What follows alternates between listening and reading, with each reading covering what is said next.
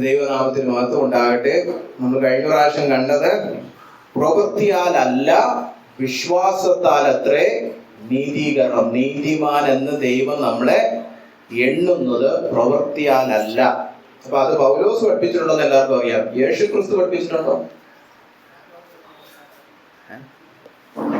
യേശു ക്രിസ്തു ഇങ്ങനെ ഒരു സുവിശേഷം പഠിപ്പിച്ചിട്ടുണ്ടോ? നിങ്ങൾ പ്രവൃത്തി ഒന്നും ചെയ്യേണ്ട, നിങ്ങൾ വിശ്വസിച്ചാൽ മതി, നിങ്ങളെ നീതിമാനായിട്ട് ഞാൻ എണ്ണാമെന്ന്. അതാ ഇന്ന് പഠിക്കാൻ പോകുന്നത്. യേശു ക്രിസ്തു ഈ സൗജന്യ നീതീകരണത്തിന്റെ സുവിശേഷം പഠിപ്പിച്ചിട്ടുണ്ട്. എല്ലാവർക്കും ലൂക്കോസിന്റെ സുവിശേഷം 18-ാം അധ്യായത്തിലേക്ക് തിരിയാം. ലൂക്കോസ് 18:9 തങ്ങൾ നീതിമാന്മാർ എന്നുറച്ച മറ്റുള്ളവരെ ധിക്കരിക്കുന്ന ചിലരെ കുറിച്ച് അവനൊരു ഉപമ പറഞ്ഞത് എന്തെന്നാൽ. ഇംഗ്ലീഷ് ഉള്ളവർ ഇംഗ്ലീഷിൽ എന്ന് പറഞ്ഞ 9-ാമത്തെ വാക്യം ഒന്ന് വായിച്ചാൽ മോളെ.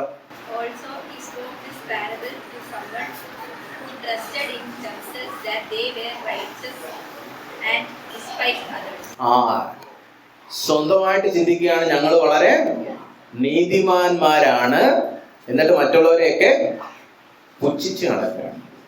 എന്നെ പോലൊരു വിശുദ്ധം വേറെ ഉണ്ടോ? എല്ലാവരും ശ്രദ്ധിക്കുന്നുണ്ടോ ഇവിടെ?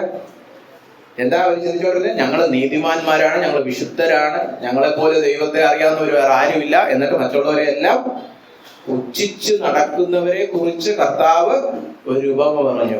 പലപ്പോഴും ഈ ഉപമ നിങ്ങൾ കേട്ടിട്ടുണ്ടായിരിക്കും, ഈ പശ്ചാത്തലം കേട്ടിട്ടില്ലായിരിക്കും. ഇത് തലക്കെട്ടാണ്. ഈ ഉപമ എന്തുകൊണ്ട് പറഞ്ഞു, ആരെ കുറിച്ച് പറഞ്ഞു എന്ന് വചനത്തിൽ വളരെ വ്യക്തമായിട്ട് പറഞ്ഞിട്ടുണ്ട്. ഇനി നമുക്ക് ആ ഉപമ കേൾക്കാം. 2 മനുഷ്യർ പ്രാർത്ഥിപ്പാൻ ദേവാലയത്തിൽ പോയി. 2 പേര് മീറ്റിങ്ങിന് പോയി. ഒരുത്തൻ പരീശൻ. ആരാ പരീശൻ? അന്നത്തെ കാലത്ത് ഏറ്റവും വലിയ വിശുദ്ധൻ, ഇത് പറയപ്പെടുന്ന വിശുദ്ധൻ അല്ലെ. പരീശൻ എന്നുള്ള വാക്കിന്റെ അർത്ഥം നിർമ്മലൻ എന്നാണ്, പ്യുവർ. ഇന്നത്തെ കാലത്ത് അവർക്ക് ആ പേര് വീണത് അതുകൊണ്ടായിരുന്നു. വേർപാടുകാരൻ നമ്മുടെ നാട്ടിലൊക്കെ പറയും. അത് തന്നെയാണ് പരീശൻ എന്ന വാക്കിന്റെ അർത്ഥം, വേർപാടുകാരാണ്. അവർ ലോകത്തിലെ പോലെ ഒന്നും നടക്കത്തില്ല. അവരെ കണ്ടില്ല, അവരുടെ വേഷവിധാനമായാലും അവരുടെ നോട്ടമായാലും അവരുടെ നടപ്പായാലും മറ്റുള്ളവരെ പോലല്ല. കാണുമ്പോഴേ അറിയാം നമുക്ക് പരീശന്. നിങ്ങൾ ബിലീവർ ആണോ എന്നൊന്നും ചോദിക്കേണ്ട ആവശ്യമില്ല, കാണുമ്പോഴേ എന്ന് പറയാം. അപ്പൊ ഒരു പരീശൻ അല്ലെ. 2-മത്തവൻ ചുങ്കക്കാരൻ. ആരെ ചുങ്കക്കാരൻ? എന്താ ചുങ്കക്കാരൻ? ഈ മലയാളം ബൈബിള് പലപ്പോഴും നമുക്ക് എന്താ അവിടെ ഇംഗ്ലീഷിൽ എന്തുവാ? Tax collector. ആരെ ടാക്സ് കളക്ടർ? അന്നത്തെ കാലത്തെ ടാക്സ് കളക്ടർ, ഇന്നത്തെ കാലത്തെ അല്ലെ. അന്നത്തെ കാലത്ത് ടാക്സ് കളക്ടർ എന്ന് പറയുമ്പോൾ ആരാ ഭരിക്കുന്നേ? റോമ സാമ്രാജ്യമാണ് ഇസ്രായേൽ മൊത്തം ഭരിക്കുന്നത്. അതായത് നമ്മുടെ കാലത്ത് പറയാ, നമ്മുടെ രാജ്യത്ത് പറയുകയാണെങ്കിൽ ബ്രിട്ടീഷുകാർ ഭരിച്ചുകൊണ്ടിരുന്നപ്പോൾ ഇന്ത്യക്കാരിൽ നിന്ന് ബ്രിട്ടീഷുകാർക്ക് വേണ്ടി ടാക്സ് പിരിക്കുന്നവരെ കുറിച്ച് നമ്മൾ എന്തോ പറയും? നമ്മുടെ ശത്രു രാജ്യത്തിന് വേണ്ടി പ്രവർത്തിക്കുന്നവർ അല്ലേ? മനസ്സിലായോ? അതായത് അവനൊരു രാജ്യദ്രോഹിയാണ് അവൻ.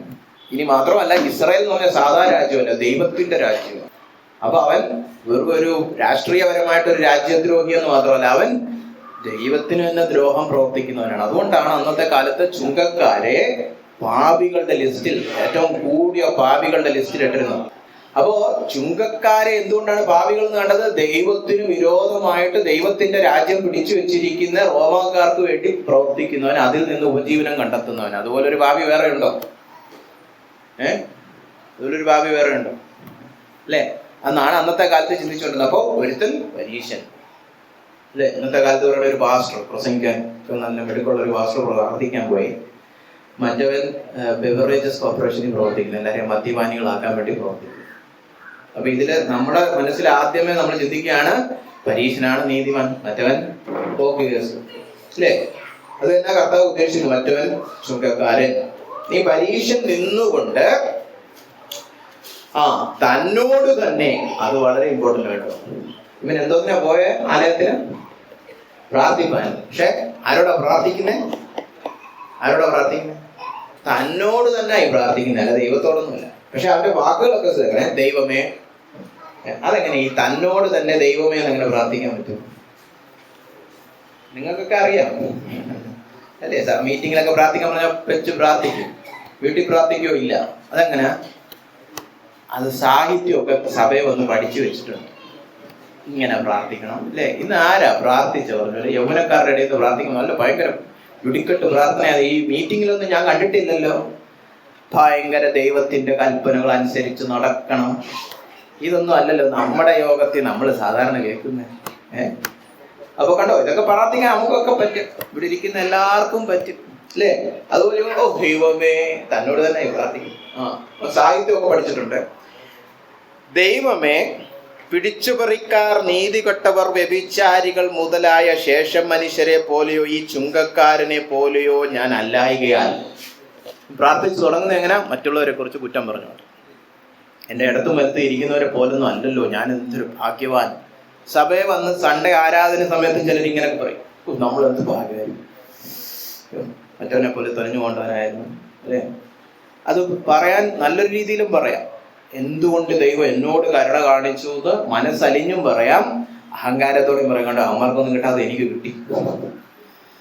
അത് സ്വയനീതിയുടെ ഗർവമാണ്. അതിലേക്ക് കടന്നു വരാം. കണ്ടോ, പറയുന്ന പിടിച്ചുപറിക്കാർ അല്ലെ, കള്ളന്മാരും കൊള്ളക്കാരും.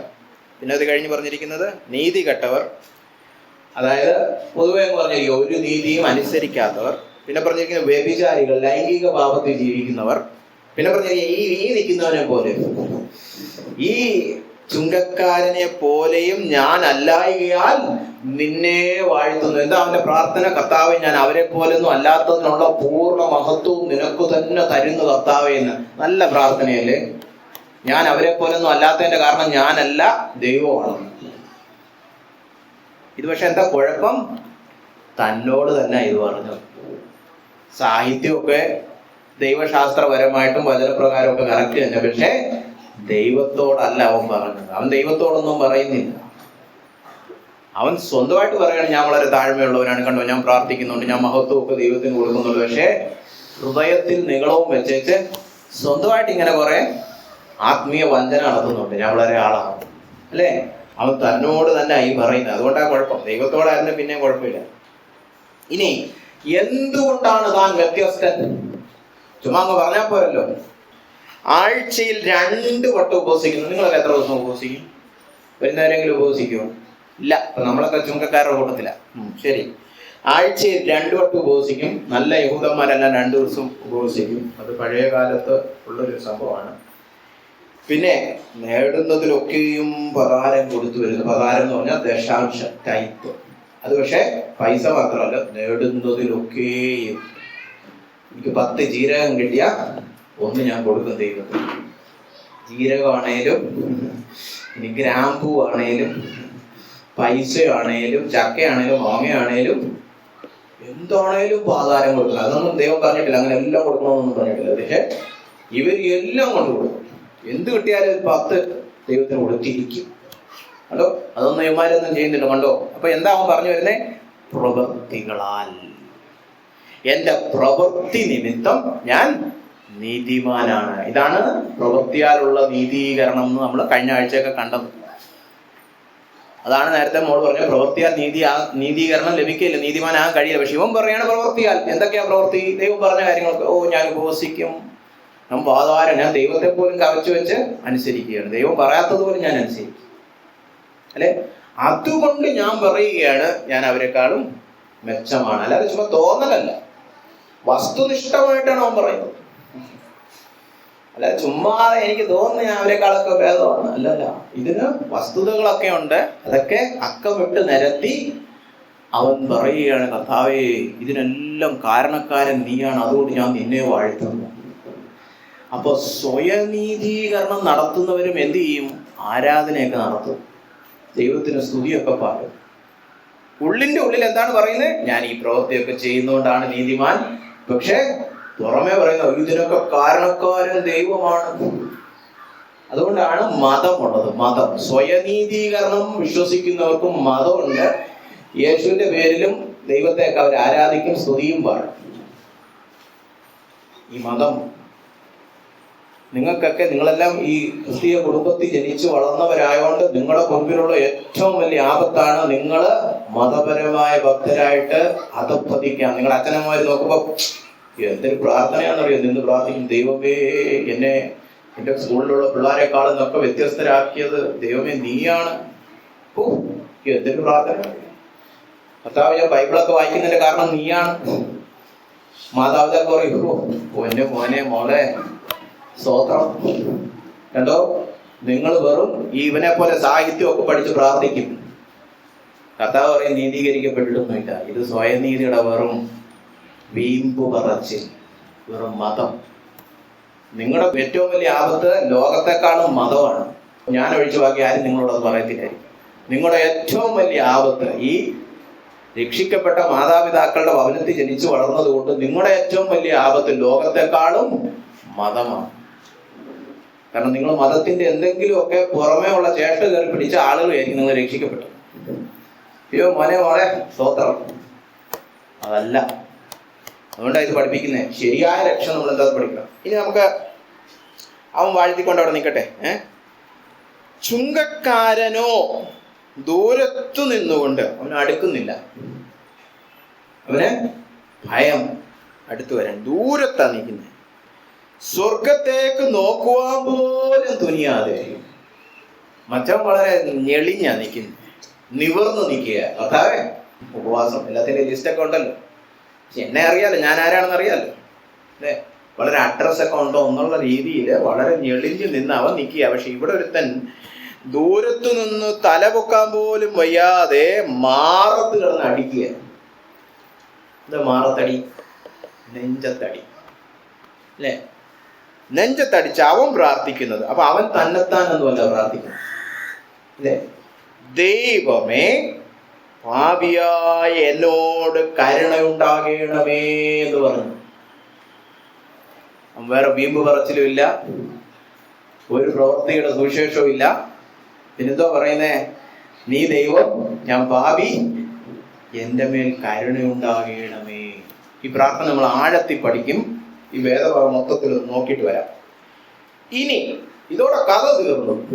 എന്താ നമ്മൾ പറഞ്ഞ? ആദ്യം സ്വയമായിട്ട് നീതിമാന്മാരാണെന്ന് ഉറപ്പിച്ചു വെച്ച് മറ്റുള്ളവരെ പുച്ഛിക്കുന്നവരെ കുറിച്ച് കർത്താവ് ഒരു കഥ പറഞ്ഞു. ആ കഥ ഇവിടെ തീർന്നു. ഇനി പറയുന്നത് ഈ കഥയിലെ സംഭവത്തെ കുറിച്ചുള്ള കർത്താവിന്റെ വിധി, കർത്താവിന്റെ അഭിപ്രായം. കർത്താവിന്റെ അഭിപ്രായം വെറും അഭിപ്രായമല്ല, അന്തിമ വിധിയാണ്. കഥ തീർന്നിട്ട് കർത്താവ് നമ്മളോട് സംസാരിക്കുകയാണ്. കേട്ടോണം. അവൻ അവൻ ഈ കരഞ്ഞ ചുങ്കക്കാരൻ നീതീകരിക്കപ്പെട്ടവനായി വീട്ടിലേക്ക് പോയി. അവിടെ കിടക്കുന്ന നമ്മുടെ വാക്ക്, നമ്മുടെ വിഷയം നീതീകരണം. അപ്പൊ നമ്മൾ ആദ്യം ചോദിച്ചു, യേശു ക്രിസ്തു നീതീകരണം പഠിപ്പിച്ചിട്ടുണ്ടോ? പഠിപ്പിച്ചിട്ടുണ്ട്. എന്താ നീതീകരണത്തിനുള്ള വഴിയെന്ന് ഇവിടെ വ്യക്തമാക്കിയിട്ടുണ്ട്. കർത്താവ് പറയുകയാണ്, ഈ മാറത്തടിച്ച് കരഞ്ഞവൻ വീട്ടിൽ നീതീകരിച്ച് പോയെന്ന്. എന്ന് പറഞ്ഞാൽ ദൈവം അവനെ നീതിമാനായിട്ട് കണക്കിട്ടു. അപ്പൊ മറ്റവനോ? അവിടെ അങ്ങനെ തന്നെ പറയുന്ന, മറ്റവൻ അങ്ങനെയല്ല. അയ്യോ, ഈ ഉപവസിച്ചതും പാതാരം കൊടുത്തതും അവന്റെ വലിയ വിശുദ്ധിയൊക്കെ പൊക്കി പിടിച്ചതൊക്കെ ഒന്നുമില്ല. ദൈവം മതത്തിൽ പ്രസാദിക്കുന്നില്ല അല്ലേ? എന്നിട്ട് പറഞ്ഞിരിക്കുകയാണ്, ഇതാണ് തത്വം. തന്നെത്താൻ ഉയർത്തുന്നവനെല്ലാം താഴ്ത്തപ്പെടും, തന്നെത്താൻ താഴ്ത്തുന്നവനെല്ലാം ഉയർത്തപ്പെടുമെന്ന് ഞാൻ നിങ്ങളോട് പറയുന്നു. ഇതാണ് ആത്മീയ സത്യം. എന്തുകൊണ്ട് ഈ പരീശൻ നീതീകരണം പ്രാപിക്കാതെ പോയി? തന്നെത്താൻ ഉയർത്തി. ഇതൊക്കെ പലപ്പോഴും നമ്മൾ അടർത്തി പൊതുവായ രീതിയിൽ താഴ്മയൊക്കെ പഠിപ്പിക്കാൻ പ്രസംഗിക്കും. പക്ഷെ ഇവിടുത്തെ പശ്ചാത്തലം വെച്ചാൽ എന്തുവാ ഈ താഴ്മ അല്ലെ? ഒരുപാട് താഴ്മയെ കുറിച്ച് പ്രസംഗിക്കുന്ന ഒരു സ്വയനീതിയും പറഞ്ഞുകൊണ്ട് നടക്കുകയാണെങ്കിൽ ആ താഴ്മയ്ക്ക് വട്ടപ്പൂച്ച. ഞാൻ കുറിച്ച് ഇനി നമുക്ക് വേണ്ടി അങ്ങനെ പോയി പറയാം, കർത്താവേ, ഈ അഹങ്കാരികളുടെ ലോകത്തിൽ എന്നെ താഴ്മയുള്ളവനാക്കി മാറ്റിയതിന് ഞാൻ നിന്നെ വാഴ്ത്തുന്നു. ഇപ്പൊ കർത്താവ് എന്നെ താഴ്മയും കൊണ്ട് ഓടിക്കും. സ്വയനീതിയുടെ താഴ്മയാണ്, അതിനൊന്നും വിലയില്ല. സ്വമേധ താഴ്മയുള്ളവരെന്ന് ചിന്തിച്ച് മറ്റുള്ളവരെ പുച്ഛിച്ചു നടക്കുന്നവരെ കുറിച്ച് കർത്താവ് ഒരു പറയുന്നു എന്നും പറയാം നമുക്ക് ഈ വേദഭാഗം അല്ലെ? അപ്പൊ എന്താ താഴ്മ? ഈ വെറുതെ ഈ വാക്യമൊക്കെ അടർത്തി മാറ്റിയിട്ട് നമ്മൾ ഭാവനയില് താഴ്മ എന്താ പറയാ, ഒരു നിർവചനം കൊടുത്താൽ പോരാ, ഡിഫൈൻ ചെയ്താൽ പോരാ. എന്താ താഴ്മ? എന്താ താഴ്മ? സ്വയനീതീകരണം വേണ്ടെന്ന് വെക്കുന്നതാണ് താഴ്മ. മനസ്സിലായോ? എന്തുകൊണ്ടാ നിങ്ങളൊന്നും രക്ഷിക്കപ്പെടാത്ത? അഹങ്കാരം വിടാൻ ഇപ്പോഴും മനസ്സില്ല. ഏത് അഹങ്കാരം? സ്വന്തം പ്രവൃത്തിയാൽ നീതീകരണം പറ്റത്തില്ലെന്ന് ദൈവം പറയുമ്പോൾ നമ്മുടെ ഉള്ളിലൊക്കെ ഒരു നികളോട് അങ്ങനൊന്നും പറ്റത്തില്ല, ഞാൻ കുറച്ച് പ്രവർത്തിച്ചേ നേടത്തുള്ളൂ, ഞാൻ ഇന്ന് വരെ ആരുടെ ഔദാര്യം വാങ്ങിച്ചിട്ടില്ല, ആരുടെയും ഔദാര്യം എന്നോട് അച്ഛനും അമ്മയും പറഞ്ഞിട്ടുണ്ട്, ആരുടെയും ഒരു കാര്യം എടുക്കരുത്, പൈസ വാങ്ങിക്കരുത്, നീ സ്വന്തമായിട്ട് കാലിൽ നിൽക്കണം. ദൈവം പറയും ഞാൻ സൗജന്യമായിട്ട് രക്ഷാരാം. അറ്റ്ലീസ്റ്റ് ഒരു പ്രാർത്ഥനയെങ്കിലും ഞാൻ പ്രാർത്ഥിക്കും, എന്നിട്ട് എനിക്ക് രക്ഷത. ഞാൻ വേണമെങ്കിൽ സ്നാനപ്പെടാം, അപ്പത്താ രക്ഷ. അല്ലെ, നമുക്ക് ദൈവമായിട്ട് ബിസിനസ് ചെയ്യണം. കാരണം എന്താ, ഇപ്പൊ പാർട്ട്ണർഷിപ്പിൽ പകുതി 50% നമ്മളാന്ന് പറയാമല്ലോ. അതാണ് മനുഷ്യന്റെ നിഗണം. അപ്പൊ തന്നെത്താൻ താഴ്ത്തുക എന്ന് പറഞ്ഞാൽ എന്തുവാ? സ്വയനീതിക്ക് ഒരു വകയുമില്ലെന്ന് തുറന്ന് സമ്മതിക്കണം. ഇത് ഈ പാപി പറഞ്ഞു, ചുങ്കക്കാരൻ. മലയാളം ബൈബിൾ വായിച്ചാൽ മനസ്സിലാകത്തില്ല. അതുകൊണ്ടാണ് നമ്മൾ ഇന്ന് ദൈവമേ പാപിയായ എന്നോട് കരുണയുണ്ടാകണമെന്നുള്ള പ്രാർത്ഥന പഠിക്കേണ്ടിയിരിക്കുന്നു. കരുണയുണ്ടാകണമെന്ന് മലയാളം ബൈബിളിൽ തർജ്ജിമ ചെയ്തിരിക്കുന്നത് യവന ഭാഷയില് വളരെ കാതലായ ഒരു വാക്കാണ്. ആ വാക്കെന്ന് പറഞ്ഞാല് പുതിയ നിയമ സുവിശേഷം മൊത്തം നമുക്ക് ആ വാക്കിൽ സംഹരിച്ച് പറയാൻ പറ്റും. നിങ്ങളാരും യവന ഭാഷ പഠിച്ചിട്ടില്ലാത്തവരാണ് ഇത് പറഞ്ഞു തരികയാണ്. പക്ഷെ ഇത് കർത്താവ് പറഞ്ഞത് യവന ഭാഷയല്ല, ഇത് ബൈബിൾ ആദ്യം എഴുതിയത് യവന ഭാഷയല്ല. അപ്പൊ ആ ഭാഷയിൽ ഇത് വായിക്കുമ്പോഴാണ് ഇതിന്റെ ശരിയായ മർമ്മം കിട്ടുന്നത്. വേറെ ഒരു ഭാഷയിൽ ഈ മർമ്മം കിട്ടാൻ പോകും. അറ്റ്ലീസ്റ്റ് നിങ്ങൾക്ക് യവന ഭാഷയെ കുറിച്ച് അല്പമെങ്കിലും അറിയാം. ഈ വെറുതെ കരുണ ഉണ്ടാകണേ നല്ല അവൻ പ്രാർത്ഥിച്ചു. ആ വാക്ക് വളരെ കാതലായ ഒരു വാക്കാണ്. ആ വാക്കിനെ നമ്മളിത് പഠിക്കാൻ പോവുക. എന്തുവാ ഇവൻ പ്രാർത്ഥിച്ചു? കാരണം അത് കർത്താവ് പറഞ്ഞ ഉപമയില് കർത്താവ് ഈ ഉപമ പറഞ്ഞപ്പോൾ ഏറ്റവും സൂക്ഷിച്ച് പ്രയോഗിച്ച വാക്കാ. അത് ഈ തർജ്ജമകളൊന്നും വന്നിട്ടില്ല. പിശാചിന്റെ ഓരോ പരിപാടികളെ കർത്താവ് കഷ്ടപ്പെട്ട് യവന ഭാഷയിലും എബ്രായ ഭാഷയിലും ഒക്കെ പറഞ്ഞപ്പോൾ ഏറ്റവും കാതലായിട്ട് അതിന്റെ മർമ്മസ്ഥാനം എടുത്ത് ഉപയോഗിച്ച വാക്ക് വേറെ ഒരു ഭാഷയിലും എന്താ പറയുക അല്ലേ? അപ്പൊ ഈ വാക്ക് നമുക്ക് പ്രത്യേകിച്ച് നിങ്ങൾ കുഞ്ഞുങ്ങൾക്ക് മനസ്സിലാക്കാത്ത രീതിയിൽ ഞാനത് പഠിപ്പിക്കാം. എല്ലാവർക്കും എബ്രായ ലേഖനത്തിലേക്ക് കടന്നു വരാം. ഇതേ വാക്കെന്ന് മാത്രമല്ല, ഇതേ രീതിയിൽ യവന ഭാഷയിൽ ഓരോ വാക്കിനും രീതികളൊക്കെ മാറും. അതിനെക്കുറിച്ചൊന്നും ഞാൻ കൂടുതൽ പറയുന്നില്ല. പക്ഷെ ഇതേ വാക്ക് മലയാളം ബൈബിളിൽ കാണണമെങ്കിൽ എബ്രായ ലേഖനം 2-ാം അധ്യായം 17-ാം വാക്യത്തിലേക്ക് കടന്നു വരാം. എല്ലാവരും എത്തി പ്രതീക്ഷിക്കുന്നു. ജനത്തിന്റെ പാപങ്ങൾക്ക് പ്രായശ്ചിത്തം വരുത്തുവാൻ അവൻ കരുണയുള്ളവനും ദൈവകാര്യത്തിൽ വിശ്വസ്ത മഹാപുരോഹിതനും ആകേണ്ടതിന് സകലത്തിലും തന്റെ സഹോദരന്മാരോട് സദൃശനായി തീരുവാൻ ആവശ്യമായിരുന്നു. നിങ്ങൾക്ക് എന്ത് തോന്നുന്നു? ഇതിലേത് വാക്കാ? അതേ സെയിം യവന പദം. എന്ത് തോന്നുന്നു? ഈ വാക്യത്തിൽ നേരത്തെ പറഞ്ഞ എന്നോട് കരുണ ഉണ്ടാകണമെന്ന് പറഞ്ഞ വാക്കുണ്ട്. ഇതിലേതായിരിക്കും? മർസിഫുൾ അല്ലേ? കരുണയുള്ളവനാകേണ്ടതും അതല്ല. അതാണ് യവന പുതിയ നിയമത്തിൽ സാധാരണ രീതിയിൽ കാരുണ്യം, കരുണയ്ക്കൊക്കെ ഉപയോഗിക്കുന്ന വാക്ക്. അതല്ല ലൂക്കോസിന്റെ സുവിശേഷത്തിൽ നമ്മൾ കണ്ട കരുണ. ആ പദം ഇവിടെ ഏതാണെന്നറിയോ? പ്രായശ്ചിത്തം. കേട്ടോ, എല്ലാരും കേട്ടോ? ജനത്തിന്റെ പാപത്തിന് പ്രായശ്ചിത്തം വരുന്നവൻ. ആ പ്രായശ്ചിത്തം എന്നുള്ള വാക്കാണ് നമ്മുടെ ഭാവി പ്രാർത്ഥനയിൽ ഉപയോഗിച്ചത്.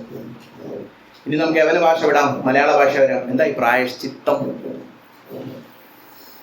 അതെ, മലയാളികൾ മലയാളം ബൈബിൾ വായിക്കുമ്പോഴും ഇതിന്റെയൊക്കെ അർത്ഥം അറിയാൻ ഇനി അടുത്ത ഡിക്ഷണറി തുറക്കണം. എന്താ പ്രായശ്ചിത്തം? ഇംഗ്ലീഷിൽ എന്തോ എഴുതിയിരിക്കുന്നത് മോളുടെ ബൈബിളില്? പ്രൊപ്പീഷിയേഷൻ. അത് ലാറ്റിൻ ഭാഷ അറിയാമെങ്കിൽ അതിന്റെ അർത്ഥം അറിയാവുള്ളൂ. പ്രൊപ്പീഷ്യസ് അല്ലെങ്കിൽ പ്രായശ്ചിത്തം. ഇതെല്ലാം പല വാക്കുകളാണ്, ഇതിലോട്ട് കൂടുതൽ ഞാൻ കിടക്കുന്നില്ല. എന്താ പ്രായശ്ചിത്തം? അറിഞ്ഞൂടാ, മലയാളം അറിഞ്ഞൂടാ. പ്രായശ്ചിത്തം ഒരു തെറ്റോ ഒരു കുറ്റമോ ഒരു പാപമോ ചെയ്തതിനുള്ള പിഴ കൊടുക്കൽ, അതിനുള്ള പ്രതിവിധി, ഫൈൻ നമ്മുടെ ഭാഷയിലൊക്കെ പറഞ്ഞു അല്ലെ? ഇപ്പൊ ഞാൻ KSB ബില്ല് വന്നു, അടയ്ക്കാതിരുന്ന കുറച്ച് കഴിയുമ്പോൾ അവർ പറയും സാറേ ബില്ലടച്ചാൽ മാത്രം പോരാ, ഇത് താമസിച്ചതിനുള്ള ഫൈൻ കെട്ടണമെന്നും കൂടെ പറയും അല്ലെ? അല്ലാതെ അടച്ചാൽ മാത്രം പോരാ. അപ്പൊ ഒരു തെറ്റ് സംഭവിച്ചു, അതിനുള്ള പിഴ. പക്ഷെ അത് നമ്മൾ ധാർമ്മികമായ കാര്യങ്ങൾ, പാപം, കുറ്റം എന്നൊക്കെ പറയുമ്പോൾ അതിന് പറയുന്ന പേരാണ് പ്രായശ്ചിത്തം. അതുകൊണ്ടാണ് ഇവിടെ പറഞ്ഞിരിക്കുന്നത് ജനത്തിന്റെ പാപങ്ങളുടെ പിഴയടയ്ക്കുവാൻ അവൻ കാരുണ്യമുള്ളവനും ദൈവകാര്യത്തിൽ വിശ്വസ്ത മഹാപുരുഷനും ആകേണ്ടതിന് സകലത്തിലും അവരെ പോലായിത്തീരും എന്നാണ് എബ്രായ ലേഖനം. അപ്പൊ ഈ പാപി ലൂക്കോസിന്റെ സുവിശേഷത്തിൽ പറഞ്ഞിരിക്കുന്ന ആ വാക്ക് എന്താ അറിയാവോ? കർത്താവെ, നീ തന്നെ പിഴ കൊടുത്ത് എന്നോട് കരുണ കാണിക്കണേ. അതാ പറഞ്ഞ അർത്ഥം. അത് സാധാരണ കാരുണ്യമല്ല. പിഴ കൊടുത്തു കഴിയുമ്പോൾ ദൈവം തരുന്ന കാരുണ്യത്തെ കുറിച്ച് അവിടെ പ്രാർത്ഥിച്ചത്. അതുകൊണ്ടാണ് വെറും കാരുണ്യം, എന്നോട് കരുണ കാണിക്കണേ എന്നുള്ള പ്രാർത്ഥന ആ തർജ്ജിമ ശരിയായില്ല മലയാള ബൈബിളിൽ. പിഴ കൊടുത്തു കഴിയുമ്പോൾ, നേരത്തെ ക്രോധമുണ്ടായിടത്ത് ദൈവപ്രസാദം വരുന്ന കാരുണ്യം അല്ലെ? ഞാൻ പാപിയായിരുന്നപ്പോൾ ദൈവത്തിന് എന്നോട് ക്രോധമായിരുന്നു. പിഴ അല്ലെങ്കിൽ പ്രായശ്ചിത്തം അർപ്പിച്ചു കഴിയുമ്പോൾ ദൈവപ്രസാദം ലഭിക്കുന്ന ആ കാരുണ്യം തരണമേ എന്നാണ് യവന ഭാഷയിൽ ആ പ്രാർത്ഥന അല്ലെ? അപ്പൊ ഈ വാക്ക് തന്നെ നമുക്ക് ഇനിയും ആഴത്തിലൊന്ന് പഠിക്കാം. അതിന് ഒരു വാക്കുകൾ വായിക്കാം. 1 യോഹന്നാൻ 2:2. 1 യോഹന്നാൻ, ഈ ലൂക്കോസിന്റെ സുവിശേഷം ഒഴിച്ച് നമ്മൾ ഈ കണ്ട 18ാം അധ്യായം ഒഴിച്ച് ബാക്കി എല്ലായിടത്തും ഈ വാക്ക് മലയാളം ബൈബിളിൽ എന്താണ്? പ്രായശ്ചിത്തം. പക്ഷെ പാപിയുടെ പ്രാർത്ഥന മാത്രം കരുണ കരുണ എന്ന് പറഞ്ഞു. അത് മനസ്സിലാക്കിയ എന്തുകൊണ്ടാണ് ഇവന്റെ പ്രാർത്ഥന ഇത്ര വലിയ പ്രാർത്ഥന നമുക്ക് മനസ്സിലാക്കാൻ പറ്റത്തില്ല.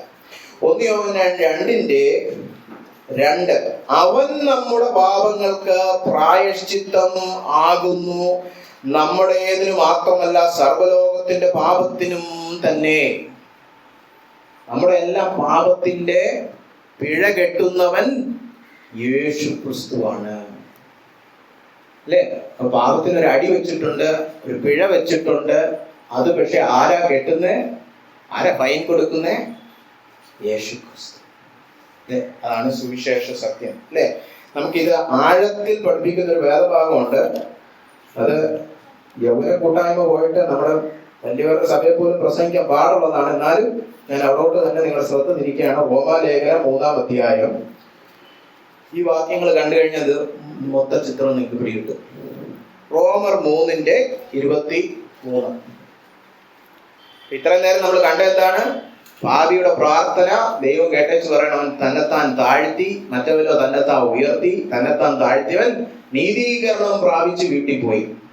പ്രവൃത്തിയിൽ ആശ്രയിച്ചവന് ഒരു നീതീകരണവും കിട്ടിയില്ല. ഇവന്റെ പ്രാർത്ഥനയിൽ ഇവൻ കരുണ എന്ന് പറഞ്ഞതിനകത്ത് പ്രായശ്ചിത്തം എന്നുള്ള ഒരു അർത്ഥം കൂടെ അടങ്ങിയ ഒരു യവന പദമാണ് ഉപയോഗിച്ചിരിക്കുന്നത്. ഇനി ഇതെല്ലാം കൂടെ മനസ്സിലാക്കാൻ, എന്താ ഈ പ്രായശ്ചിത്തം, എന്താണ് കർത്താവിന്റെ കരുണ എന്നൊക്കെ കൂടെ മനസ്സിലാക്കാൻ റോമർ 3:23 കടക്കാം. ഒരു വ്യത്യാസവുമില്ല, എല്ലാവരും പാപം ചെയ്തു ദൈവ തേജസ് ഇല്ലാത്തവരായി തീർന്നു. സകല മനുഷ്യരും പാപികളാണ്. അത് അടിസ്ഥാന സത്യമാണ് അല്ലെ? എല്ലാ മനുഷ്യർക്കും രക്ഷ അനിവാര്യമാണ്, ആവശ്യമാണ്. കാരണം എല്ലാ മനുഷ്യരും പാപം ചെയ്ത് ദൈവ തേജസ് ഇല്ലാത്തവരായിരിക്കുന്നു എന്ന് മാത്രമല്ല, അതിനോട് ചേർന്ന് പറയുന്ന രണ്ടാമത്തെ സത്യമാണ് 24-ാം വാക്യം. അവന്റെ കൃപയാൽ ക്രിസ്തയേശുവിങ്കലെ വീണ്ടെടുപ്പ് മൂലം സൗജന്യമായി അത്രേ നീതീകരിക്കപ്പെടുന്നത്. എല്ലാരും ഒരുപോലെ പാപിയായി തീർന്നിരിക്കുന്നത് പോലെ തന്നെ മറു സൈഡിൽ എന്തുണ്ട്? ഒരുപോലെ നമുക്ക് നീതീകരണം ലഭിക്കത്തുള്ളൂ. ഒരു പാതയേ ഉള്ളൂ, ഒരു പോംവഴിയേ ഉള്ളൂ നീതിമാൻ എന്നുള്ള പദവി കിട്ടണമെങ്കിൽ. എന്താണത്? ദൈവത്തിന്റെ കൃപയാൽ യേശു ക്രിസ്തുവിന്റെ വീണ്ടെടുപ്പിനാൽ സൗജന്യമായ നീതീകരണം. അല്ലാതെ ഞാൻ പ്രവർത്തിച്ച് നേടുന്ന എന്തല്ല, പ്രതിഫലമല്ല. കർത്താവ് ഞാൻ ഉപവസിക്കുന്നുണ്ടല്ലോ, ബൈബിൾ വായിക്കുന്നുണ്ടല്ലോ, പാതാരം കൊടുക്കുന്നുണ്ടല്ലോ എന്നൊക്കെ പറഞ്ഞാൽ അർത്ഥം എന്താണ്? ഇതിന് മറുപടിയായിട്ട് നീ പ്രതിഫലം, കൂലി തരണം. അതാണ് മതം, കൂലി. ഇവിടെ എന്താ പറഞ്ഞിരിക്കുന്നത്? സൗജന്യം, ഫ്രീ. എങ്ങനെയാ അത് വരുന്നത്? ദൈവത്തിന്റെ കൃപയാൽ യേശു ക്രിസ്തുവിലെ വീണ്ടെടുപ്പ് മൂലം, അവന്റെ പ്രവൃത്തി നിമിത്തം. അപ്പൊ സകല മനുഷ്യരും ഒരുപോലെ പാപിയായിരിക്കുന്നത് പോലെ ഏത് മനുഷ്യനും നീതീകരണം പ്രാപിക്കണമെങ്കിൽ ഒരൊറ്റ വഴിയേ ഉള്ളൂ. അതേതാ വഴി? ദൈവത്തിന്റെ കൃപയാൽ യേശു ക്രിസ്തുവിലൂടെ സൗജന്യമായിട്ട്. ഇത് നിങ്ങൾ മനസ്സിലാക്കിയില്ലെങ്കിൽ എഴുതി വെച്ചോ, നിങ്ങൾ മതപരമായ ഭക്തന്മാരായിട്ട് അധപ്പതിക്കും. സഭയിലൊക്കെ പോയിരിക്കും ഈ നമ്മുടെ പരീക്ഷനെ പോലെ, കർത്താവേ എന്നെ പോലെ വേറെ ആരുണ്ട്? എന്തുണ്ടാവും? നല്ല നീളമുള്ള ഭക്തന്മാര് അല്ലെ? നിങ്ങൾ നോക്കിയിട്ടുണ്ടോ? മതത്തിലുള്ളവർക്കെല്ലാം നീളമാണ്. സുവിശേഷത്തിൽ വിശ്വസിക്കുന്നവർക്കേ താഴ്മ വരത്തുള്ളൂ. മറ്റേ താഴ്മയെല്ലാം കപട താഴ്മയാണ് അല്ലെ? ചിലരോടിങ്ങനെ എന്നെ കാണുമ്പോഴൊക്കെ ഇങ്ങനെ കുനിയും. അപ്പോഴേ അറിയാം ഇത് കപടതയാണ് അല്ലെ? ഇപ്പോ ബാഹ്യമായ കുറെ ചേഷ്ടകളല്ല താഴ്മ, ഗോഷ്ഠി കാണിക്കലല്ല താഴ്മ.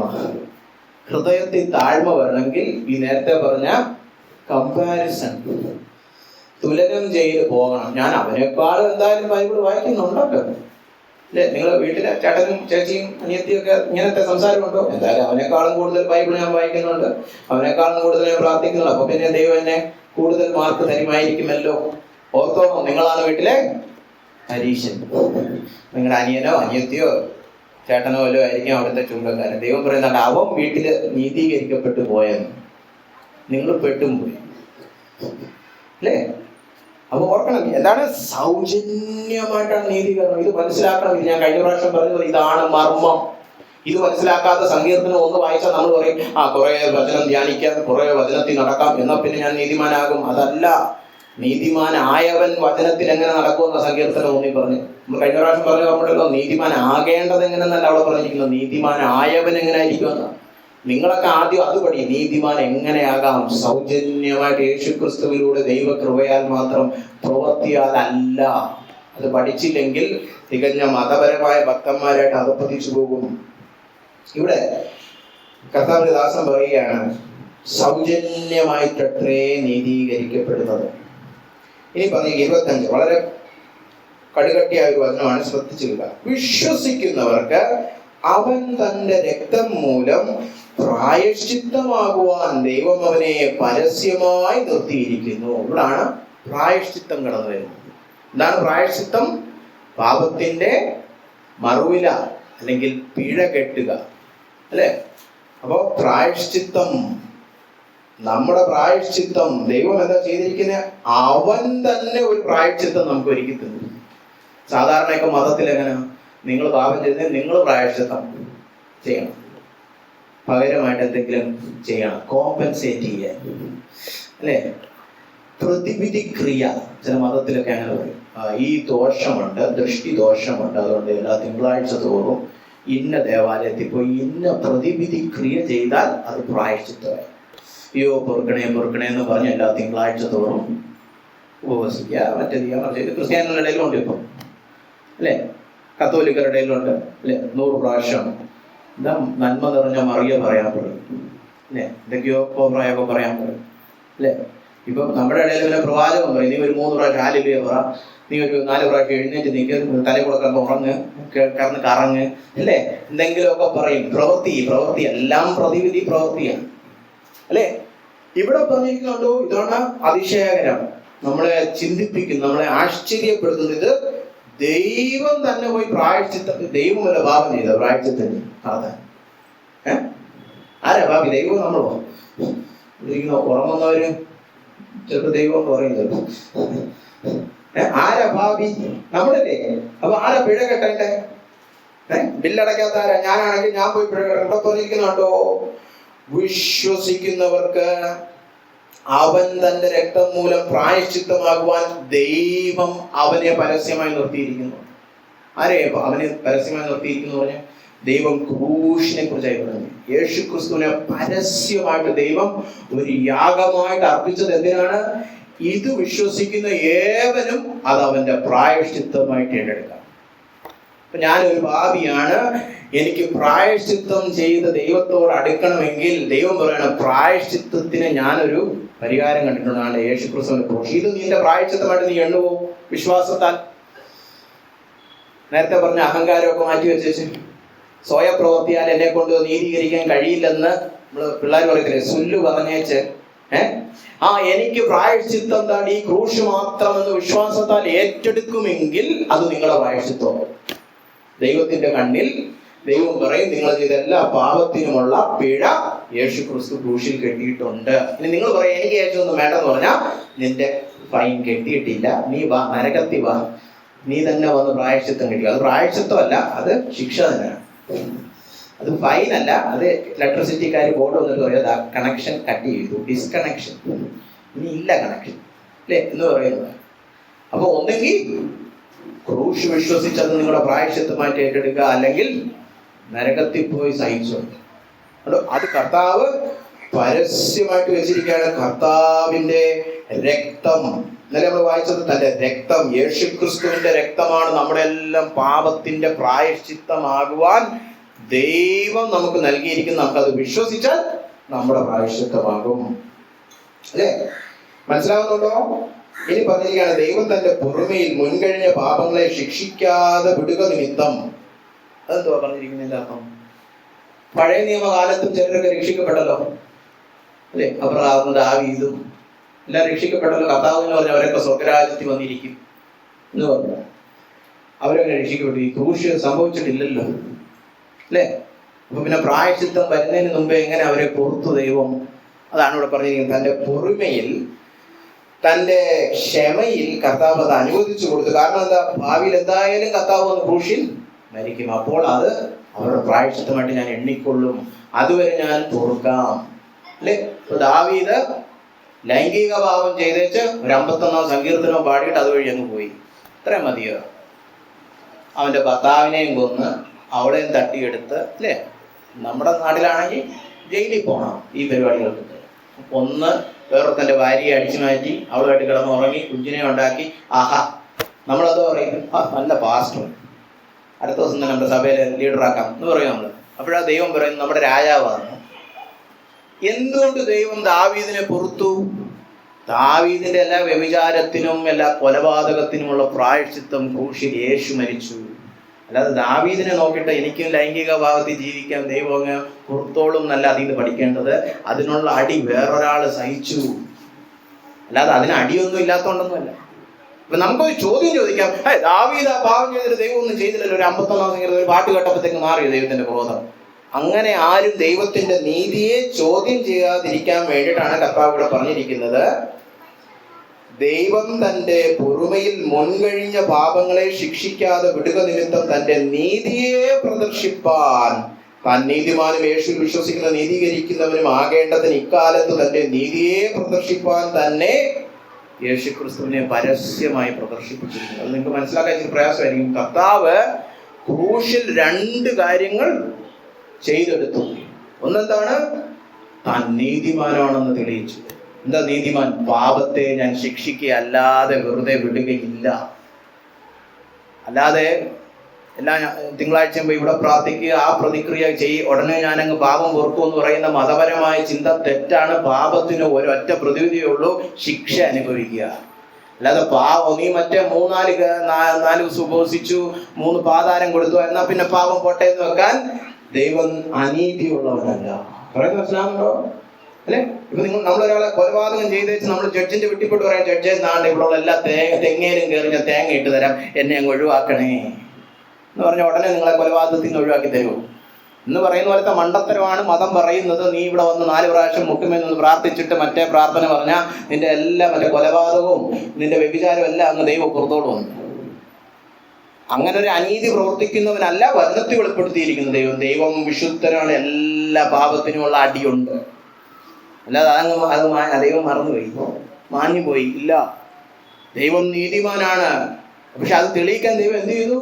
ഈ പാപികളുടെ മേൽ തന്റെ ക്രോധം പൊഴിക്കാതെ പ്രായശ്ചിത്തമാകേണ്ടവൻ, നമ്മൾ എബ്രായർ 2 വായിച്ച പ്രായശ്ചിത്തമാകേണ്ടവനായ യേശുക്രിസ്തുവിന്റെ മേൽ ആ ദൈവക്രോധം പൊഴിച്ചു. അപ്പൊ ക്രൂശ് നോക്കുമ്പോൾ നമ്മൾ എന്തോ പഠിക്കണ്ടേ? ദൈവം പാപത്തെ ശിക്ഷിക്കുക തന്നെ ചെയ്യും. ഒരാളും ചിന്തിക്കണ്ട എന്റെ മറ്റേ പാപം ആരും കാണത്തില്ലെന്ന്. എല്ലാ പാപത്തിനും ദൈവം ശിക്ഷ വെച്ചിട്ടുണ്ട്. ഒന്നെങ്കിൽ ക്രൂശിൽ കർത്താവ് അത് സഹിച്ചു, നിങ്ങൾക്ക് ക്രൂശും വേണ്ട യേശുവും വേണ്ടെന്ന് പറഞ്ഞാൽ നിങ്ങളും പോയി എല്ലാ പാപത്തിനും സഹിക്കുക തന്നെ ചെയ്യും. ഒന്നും പുറത്തിട്ടുമില്ല, മറന്നിട്ടുമില്ല. ദൈവം വിശുദ്ധൻ, ദൈവം നീതിമാൻ. പക്ഷെ നീതി മാത്രം കാണിച്ച് മനുഷ്യനെ അങ്ങ് കൊന്നുകളയുന്ന ദൈവം അല്ല. എന്ത് ചെയ്യുന്ന ദൈവം? അതേ ക്രൂശിലൂടെ തന്നെ വിശ്വസിക്കുന്നവരെ നീതീകരിക്കുന്ന ദൈവമായിട്ടും ദൈവം മാറി. പറയുന്നത് എന്താണെന്നോ? ക്രൂശിൽ ദൈവം തന്റെ ക്രോധം വെളിപ്പെടുത്തി യേശുവിനെ കൊന്നെങ്കിലും ഈ ക്രൂശ് തന്റെ പ്രായശ്ചിത്തമായിട്ട് വിശ്വസിക്കുന്ന ഏവനെയും ദൈവം നീതിമാനായിട്ടാണ്. അപ്പൊ ദൈവം 2 കാര്യങ്ങൾ ചെയ്തു ക്രൂശിലൂടെ. ഒന്ന്, നമ്മുടെ പാപങ്ങൾ ശിക്ഷിച്ചു. 2, നമ്മളെ വെറുതെ വിട്ടു. നമുക്ക് പറയാൻ പറ്റുമോ ഇത്? നമ്മൾ സ്കൂളില് നമ്മുടെ ഫ്രണ്ടിനോട് പറയാം, ടീച്ചർ എന്നെ പിടിച്ചു, ടീച്ചർ എന്നെ അടിച്ചു, ടീച്ചർ എന്നെ വെറുതെ വിട്ടു. അടിച്ചു, വെറുതെ വിട്ടു, 2 കൂടെ ഒരേ സ്വരത്തിൽ പറയാൻ പറ്റുമോ? ടീച്ചർ എന്നെ അടിച്ചു, ടീച്ചർ എന്നെ വെറുതെ വിട്ടു. തലയ്ക്ക് ഓളം ഉണ്ട് ഇങ്ങനെ വല്ല പറഞ്ഞാൽ, അല്ലേ? കോൺട്രഡിക്ടറിയാണ്, ചേർന്ന് പോകാത്തതാണ് അല്ലേ. ഒന്നെങ്കിൽ ടീച്ചർ പിടിച്ചെന്ന് പറയാം, അല്ലെങ്കിൽ ടീച്ചർ വെറുതെ വിട്ടെന്ന് പറയാം. ഇത് രണ്ടും കൂടെ ചേർന്ന് പോകത്തില്ല. പക്ഷെ അതാണ് കർത്താവ് ക്രൂശി ചെയ്തത്. നമ്മുടെ പാപങ്ങൾക്കുള്ള എല്ലാ ശിക്ഷയും ദൈവം ക്രൂശി കൊടുത്തു, എന്നാൽ നമ്മളെ വെറുതെ വിടുകയും ചെയ്തു. വിശ്വസിക്കുന്നവരാണെങ്കിൽ പറയാൻ പറ്റും. അതാണ് കർത്താവോട് പറഞ്ഞിരിക്കുന്നത്. ദൈവം നീതിമാനും യേശുക്രിസ്തുവിൽ വിശ്വസിക്കുന്നവരെ നീതീകരിക്കുന്നവരും ആകുന്നു. ക്രൂശ നിമിത്തം കണ്ടോ. അപ്പൊ യേശുക്രിസ്തുവാണ് നമ്മുടെ പ്രായശ്ചിത്തം എന്ന് നമ്മൾ വിശ്വാസത്താൽ ഏറ്റെടുക്കുമെങ്കിൽ നിങ്ങളുടെ സകല പാപത്തിനുമുള്ള പിഴ ക്രൂശിൽ സംഭവിച്ചു കഴിഞ്ഞു.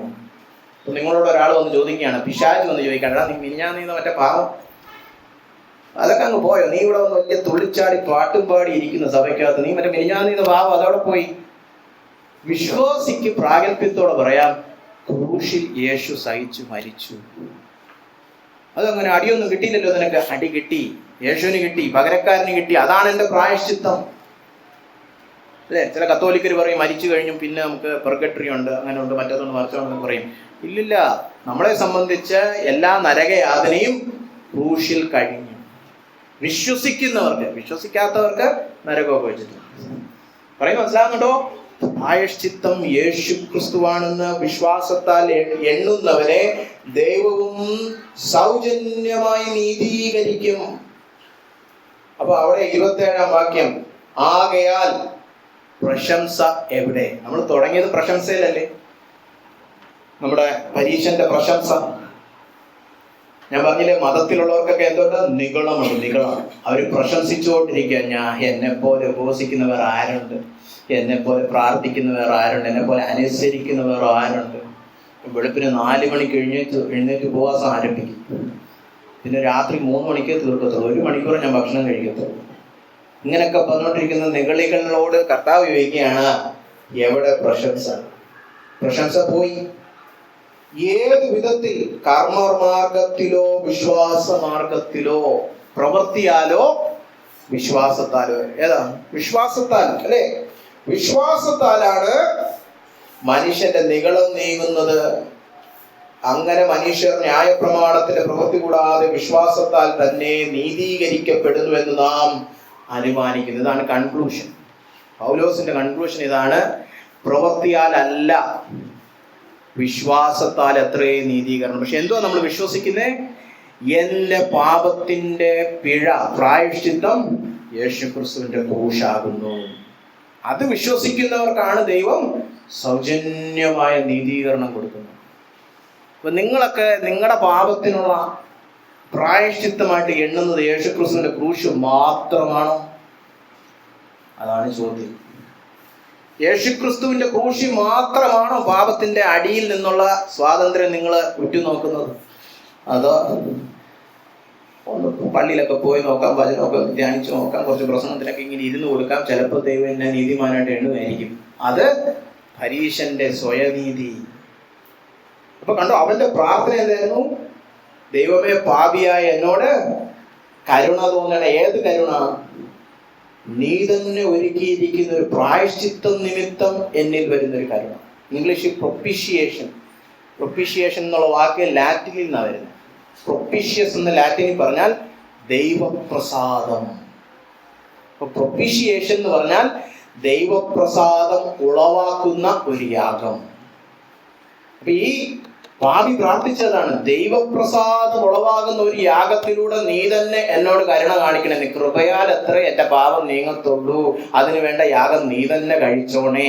അതാണ് കർത്താവ് പറഞ്ഞത് താഴ്മ. അല്ല, താഴ്മ എന്ന് പറയുന്നത് വേറൊരു സഹോദരനെ കാണുമ്പോൾ ഇങ്ങനെ കുനിഞ്ഞിട്ട് അഭിനയമല്ല. താഴ്മ എന്ന് പറയുന്നത് എൻ്റെ മലയാളമല്ല. അതൊക്കെ താഴ്മയുടെ എന്താ പറയാ പ്രതിഫലനമായിരിക്കണം. പക്ഷേ ഹൃദയത്തിൽ താഴ്മ എവിടെ ആരംഭിക്കണം? സുവിശേഷത്തിൽ ആരംഭിക്കും. ഈ സുവിശേഷം വിശ്വസിക്കാതെ ഈ ബാഹ്യമായ പോസ്റ്റിംഗ് കാണിച്ച് നടക്കുന്നത് താഴ്മയല്ല. എവിടെ തുടങ്ങേണ്ട താഴ്മ? എൻ്റെ സ്വയപ്രവൃത്തിയാൽ എനിക്ക് ഒരിക്കലും ദൈവത്തിന്റെ സന്നിധിയിൽ ഒരു നീതിമാനാകാൻ കഴിയുകയില്ല. ഒരു പടിയും ചവിട്ടിയിട്ട് കാര്യമില്ല. ഒരു തുലാസിലിട്ട് എൻ്റെ പ്രവൃത്തികളും നല്ല പ്രവൃത്തിയും ദുഷ്പ്രവൃത്തിയും കൂടെ ആട്ടി ഒന്നും എത്താൻ പോകുന്നില്ല. ഞാൻ പാപി, ഇനി എങ്ങനെയൊക്കെ നോക്കിയാലും ഞാൻ പാപി. എനിക്ക് പ്രായശ്ചിത്തം ഒരു പോംവഴി മാത്രമേ ഉള്ളൂ, യേശു ക്രിസ്തുവിന്റെ ക്രൂശ്. അങ്ങനെ കർത്താവിൽ അവൻ തന്നെത്താൻ താഴ്ത്തി ആശ്രയിച്ചു.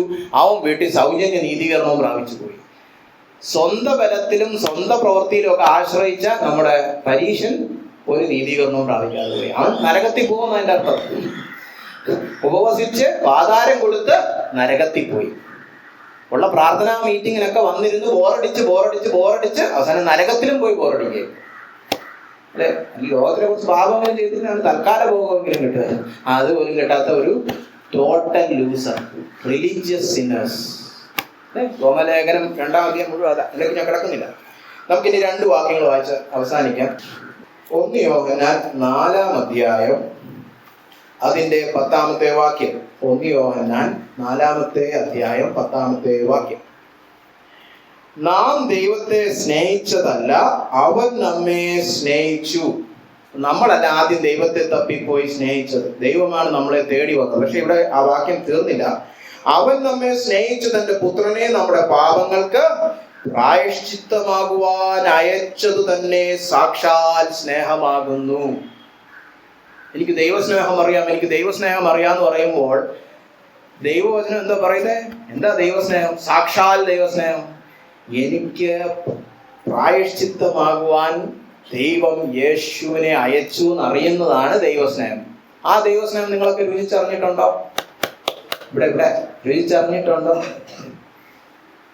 ദൈവം എന്റെ പ്രായശ്ചിത്തമാകുവാൻ യേശു ക്രിസ്തുവിനെ അയച്ചത് തന്നെയാണ് യോഹന്നാൻ പറയാണ് സാക്ഷാൽ സ്നേഹം. ഇതറിയാത്തവരൊന്നും ദൈവസ്നേഹം എന്ന് പറഞ്ഞിട്ടില്ല. ദൈവം എനിക്ക് പരീക്ഷയ്ക്ക് മാർക്ക് തന്നു, കാര്യം സാധിപ്പിച്ചു തന്നു, രോഗം മാറ്റി തന്നു, കടഭാരം നീക്കി തന്നു, വീട് വാങ്ങിക്കാൻ പറ്റി, കാറ് അതൊന്നും ദൈവസ്നേഹമല്ല. അതൊന്നും ദൈവസ്നേഹത്തിന്റെ ചെറിയ ഈ എന്താ പറയാ പിച്ചച്ചട്ടിന്ന് വീഴുന്ന കുറച്ച് പൈസ അല്ലേ. യഥാർത്ഥ ദൈവസ്നേഹം, സാക്ഷാൽ ദൈവസ്നേഹം, നമ്മൾ രുചിച്ചറിയേണ്ട ദൈവസ്നേഹം, സുവിശേഷത്തിലൂടെ വെളിപ്പെട്ടു വന്നിരിക്കുന്ന ദൈവസ്നേഹം എന്താണത്? എന്റെ പാപങ്ങളുടെ പിഴ കെട്ടുവാൻ വേണ്ടി ദൈവം യേശു ക്രിസ്തുവിനെ അയച്ചു. അത് ഞാൻ രുചിച്ചറിഞ്ഞിട്ടുണ്ടോ? എങ്കിലേ 19-ാം വാക്യം ഒന്ന് വായിക്കാം. അവൻ ആദ്യം നമ്മെ സ്നേഹിച്ചത് കൊണ്ട് നാം സ്നേഹിക്കുന്നു. ഈ നേരത്തെ പറഞ്ഞ 10-ാം വാക്യത്തിൽ പറഞ്ഞിരിക്കുന്ന ദൈവസ്നേഹം രുചിച്ചറിഞ്ഞാലേ എന്ത് സംഭവിക്കത്തുള്ളൂ? ഞാൻ ദൈവത്തെ സ്നേഹിക്കത്തുള്ളൂ. ഇപ്പൊ മനസ്സിലായി എന്താ ദൈവം നിങ്ങൾക്ക് പലർക്കും ബോറ്? ദൈവം അതിനൊക്കെ പ്രസംഗിക്കുമ്പോൾ ഉറങ്ങുന്നവരൊക്കെ ഉണ്ടോ ഇവിടെ? അല്ലെ, ഇടയ്ക്കൊക്കെ എഴുന്നേറ്റ് അവിടെ പോയി പാത്രം മോഹം കഴുകലും കുറെ കലാപരിപാടികളുണ്ടല്ലോ. എന്താ ദൈവം ബോറ്? ഈ നേരത്തെ പറഞ്ഞ 10-ാം വാക്യത്തിലെ സ്നേഹം രുചിച്ചറിഞ്ഞിട്ടില്ല. എന്റെ പ്രായശ്ചിത്തമാകുവാൻ യേശു ക്രിസ്തു കടന്നു വന്നു. അത് രുചിച്ചറിഞ്ഞവനെ തിരിച്ച് മറുപടിയായിട്ട് ദൈവത്തെ സ്നേഹിക്കാൻ പറ്റും. അപ്പൊ പറഞ്ഞു നിർത്തട്ടെ, നിങ്ങൾ എത്ര പേർ യേശു ക്രിസ്തുവിനെ നിങ്ങളുടെ പാപങ്ങളുടെ പിഴ അടയ്ക്കുന്നവൻ പ്രായശ്ചിത്തം എന്ന് എണ്ണിയിട്ടുണ്ട്? യേശു ക്രിസ്തുവിലൂടെ മാത്രമേ എൻ്റെ പാപത്തിന്റെ എല്ലാ അനന്തര ഫലങ്ങളിൽ നിന്നും ഞാൻ രക്ഷിക്കപ്പെടുകയുള്ളൂ എന്നൊരു ബോധ്യം വന്ന് വിശ്വസിച്ചിട്ടുണ്ടോ? എണ്ണിയിട്ടുണ്ടോ? യേശു മാത്രമാണ് എൻ്റെ പ്രായശ്ചിത്തം. അല്ലാതെ എൻ്റെ പ്രവൃത്തിയല്ല, എൻ്റെ പ്രാർത്ഥനയല്ല, എൻ്റെ ഉപവാസമല്ല, എൻ്റെ മതപരമായ ഭക്തിയല്ല, ഞാൻ എത്ര മണിക്കൂർ സഭയിൽ വന്നിട്ട് ബോറടിക്കുന്നു എന്നുള്ളതല്ല. എന്താണ് എൻ്റെ പ്രായശ്ചിത്തം? യേശു ക്രിസ്തു ക്രൂശിൽ മരിച്ചു. അങ്ങനെ വിശ്വസിക്കുന്നവർക്ക് ദൈവം സൗജന്യമായിട്ട് നീതീകരണം നൽകും.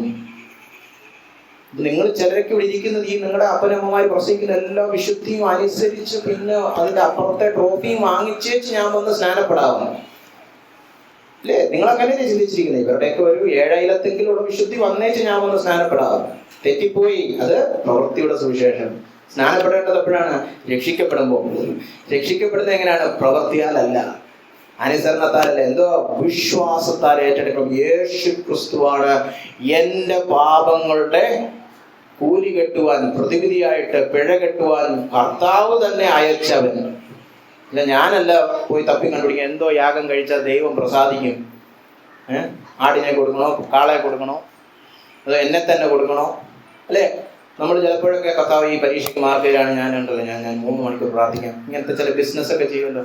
എല്ലാം സ്വയം പ്രായശ്ചിത്ത പരിപാടികളാണ്.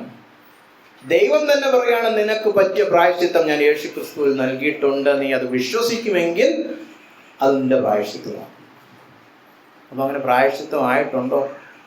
ഒരു കാര്യങ്ങൾ മനസ്സിലാക്കണം. നേരത്തെ നമ്മൾ പ്രസംഗത്തിൽ കേട്ടു, വചനം കേൾക്കുമ്പോഴാണ് ഈ വിശ്വാസം വരുന്നത്.